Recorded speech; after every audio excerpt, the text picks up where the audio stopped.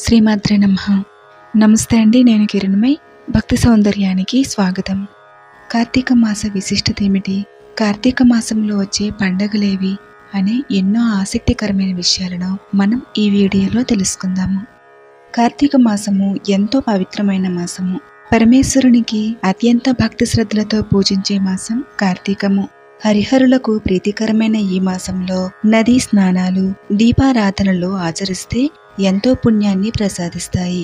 ఈ సమయంలో చేసే తులసి పూజ గాని, ఉపవాస దీక్షలు, శివ పూజ, విష్ణు పూజ మనకు ఎంతో పుణ్య ఫలాన్నిస్తాయి.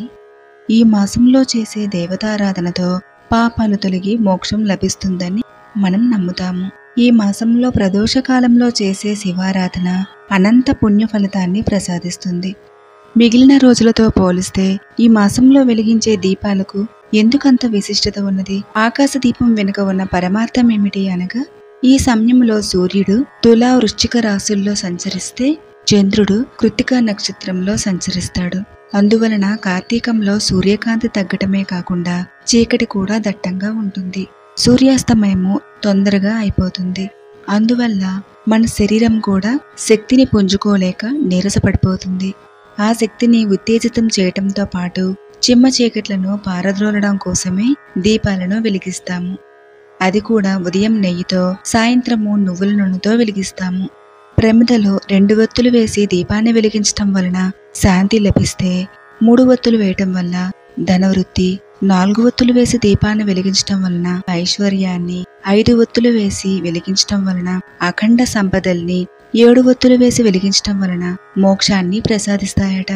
మనలో ఉండే పంచతత్వాలకు ప్రతీకగా 5 రుచులతో ఉండే ఉసిరిక పైన ఈ కార్తీక మాసంలో దీపాన్ని వెలిగిస్తారు. తులసి కోట పక్కన పొడవైన కొయ్య దీప స్తంభాన్ని ఏర్పాటు చేసి కొయ్య పలక పైన కొన్ని ప్రాంతాల్లో దీపాన్ని వెలిగిస్తారు. దీనినే ఆకాశ దీపము అంటారు. దీన్ని వెలిగించటం వలన జ్ఞానము సిద్ధిస్తుంది.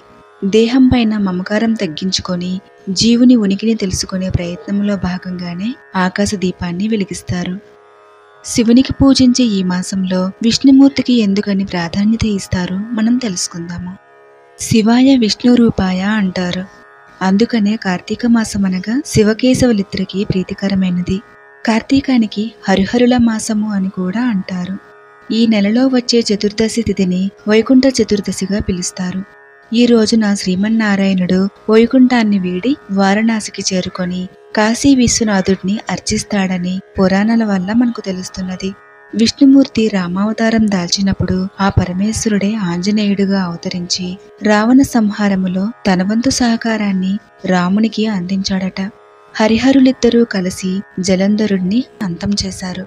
అందుకనే శివభక్తి గొప్పదా, విష్ణుభక్తి గొప్పదా అనే చర్చకు తావివ్వకుండా ఇద్దరికీ కలిసి ఈ మాసంలో పూజించాలని అంటారు. అద్వైత తత్వాన్ని లోకానికి వివరించే ప్రచారంలో భాగంగానే ఈ నెలలో హరిహర సుతుడైన అయ్యప్ప స్వామిని కూడా ప్రత్యేకంగా పూజలు చేస్తారు. అంతేకాకుండా ఈ కార్తీక మాసంలో కుమారస్వామిని కూడా పూజలు చేస్తారు. తులసి పూజకు కార్తీక మాసంలో ఎందుకంత ప్రాధాన్యత ఉంటుంది మనం తెలుసుకుందాము. తులసి అనగా వెలకట్టలేనిది అని అర్థము. తులసి పూర్వనామము వృంద, జలంధరుడు ఇల్లాలు. తులసి పాతివ్రత్యము కారణంగానే జలంధరుడు మరణము లేకుండా వరం పొంది ఆ గర్వముతో విర్రవీగాడు. దాంతో హరిహరులిద్దరూ జలంధరుణ్ణి సంహరించే క్రమంలో విష్ణువు జలంధరుడి రూపాన్ని దాల్చి వృంద సమీపానికి వెళ్లడంతో పాద ప్రక్షాళన నిమిత్తము వృందాదేవి విష్ణువుకు నీళ్లు అందించిందట. దీంతో తులసీదేవి పాతివ్రత్యము భంగం కావటంతో పరమేశ్వరుడు త్రిశూలంతో జలంధరుణ్ణి అంతమొందించాడు. అది తెలిసి వృందాదేవి తన దేహాన్ని యోగాగ్నికి అర్పించింది. ఆ బూడిద నుంచే మందారము, తులసి, ఉసిరి, మారేడు మొక్కలు ఉద్భవించాయట. ఆ వృత్తాంతమంతా కార్తీక మాసంలోనే జరిగిందని పురాణాలు చెప్పటం వలనే తులసికి ఈ నెలలో అంత ప్రాధాన్యతని ఇచ్చారు. ఈ మాసంలోనే తులసి కళ్యాణాన్ని నిర్వహిస్తారు. అంతేకాకుండా సాక్షాత్తు లక్ష్మీ స్వరూపిణి అయిన తులసీదేవిని ఈ మాసంలో పూజించటం వలన ఆ విష్ణువు అనుగ్రహాన్ని కూడా సులభంగా పొందుతారట. ఇంతటి పవిత్రమైన కార్తీక మాసంలో ఏ పండగలు, పుణ్యతిథులు రానున్నాయో మనం తెలుసుకుందాము. ఆశ్వయుజ అమావాస్య అక్టోబర్ 21వ తేదీ మంగళవారం సాయంత్రం 4 గంటల వరకు ఉన్నది. కాబట్టి అక్టోబర్ 22వ తేదీ బుధవారం నుంచి కార్తీక మాసం ప్రారంభమవుతుంది. నవంబర్ 20 గురువారం వరకు కార్తీక మాసం ఉంటుంది. కార్తీక మాసంలో అక్టోబర్ 21వ తేదీ మంగళవారం రోజు ఆశ్వయుజ అమావాస్య కేదార గౌరీ వ్రతము. అక్టోబర్ 22వ తేదీ బుధవారం రోజు కార్తీక శుద్ధ పాఠ్యమి, కార్తీక మాసం ప్రారంభము. బలిపాఠ్యమి, గోవర్ధన పూజ, ఆకాశ దీపారంభము, కార్తీక స్నానారంభము. అక్టోబర్ 23వ తేదీ గురువారము కార్తీక శుద్ధ విధియ, చంద్రోదయము, యమద్వితీయ, భగిని హస్త భోజనము. అక్టోబర్ 25వ తేదీ శనివారం రోజు కార్తీక శుద్ధ చవితి, ఇదే నాగుల చవితి. తిరుమల శ్రీవారి పెద్దశేష వాహనము ఈ రోజునే. అక్టోబర్ 26వ తేదీ ఆదివారం రోజు కార్తీక శుద్ధ పంచమి, ఇదే నాగపంచమి. అక్టోబర్ 29వ తేదీ బుధవారం రోజు కార్తీక శుద్ధ అష్టమి. ఈ రోజునే తిరుమల శ్రీవారి పుష్పయాగ మహోత్సవానికి అంకురార్పణ. ఈ రోజునే బుధాష్టమి. అక్టోబర్ 30వ తేదీ గురువారం రోజు కార్తీక శుద్ధ నవమి, తిరుమల శ్రీవారి పుష్పయాగము. అక్టోబర్ 31వ తేదీ శుక్రవారం రోజు కార్తీక శుద్ధ దశమి, యాజ్ఞవల్క్య మహర్షి జయంతి, ఇందిరాగాంధీ వర్ధంతి ఈ రోజునే. నవంబర్ 1వ తేదీ శనివారం రోజు కార్తీక శుద్ధ ఏకాదశి, ఇదే చిలుక ఏకాదశి. నారాయణ వనము, శ్రీ కళ్యాణ వెంకటేశ్వర స్వామి తెప్పోత్సవం ఈ రోజునే ప్రారంభము. నవంబర్ 2వ తేదీ ఆదివారం రోజు కార్తీక శుద్ధ ద్వాదశి, ఇదే కైసిక ద్వాదశి, క్షీరాబ్ది ద్వాదశి. ఈ రోజునే తులసి కళ్యాణం చేస్తారు. ఈ రోజునే తిరుమల శ్రీవారి ఆస్థానము చాతుర్మాస వ్రత సమాప్తము. నవంబర్ 4వ తేదీ మంగళవారం కార్తీక శుద్ధ చతుర్దశి, ఇదే వైకుంఠ చతుర్దశి అంటారు. నవంబర్ 5వ తేదీ బుధవారం రోజున కార్తీక శుద్ధ పౌర్ణమి, ఇదే కార్తీక పౌర్ణమి.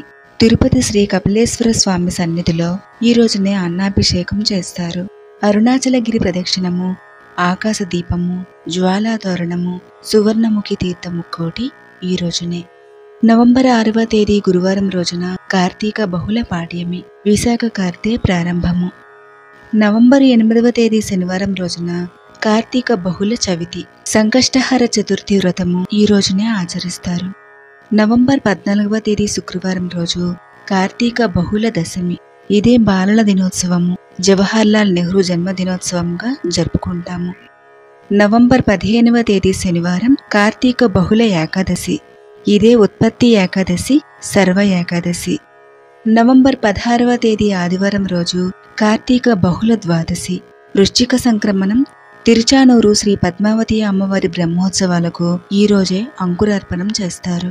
శ్రీ వేదనారాయణ స్వామి పవిత్రోత్సవం ఈ రోజు జరుపుకుంటారు. నవంబర్ 17వ తేదీ సోమవారం రోజు కార్తీక బహుళ త్రయోదశి, తిరుచానూరు శ్రీ పద్మావతి అమ్మవారి బ్రహ్మోత్సవాలు ఈ రోజునే ప్రారంభము. ఈ రోజే పద్మావతి అమ్మవారి బ్రహ్మోత్సవాలకు ధ్వజారోహణం చేస్తారు. నవంబర్ 19వ తేదీ బుధవారం రోజు కార్తీక బహుళ చతుర్దశి, ఇదే మాస శివరాత్రి.